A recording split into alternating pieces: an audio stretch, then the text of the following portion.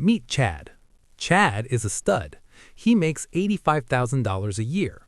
On paper, he is rich, but let us look at what actually happens when that money hits his account. That is fragmentation. The system gives you just enough comfort, a car, a place to live, food, to stop you from asking questions, but it does not give you the most important thing, capital.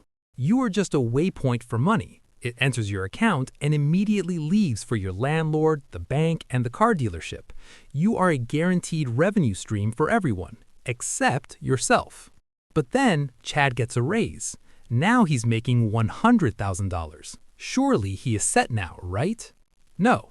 That's when the second trap kicks in, lifestyle inflation.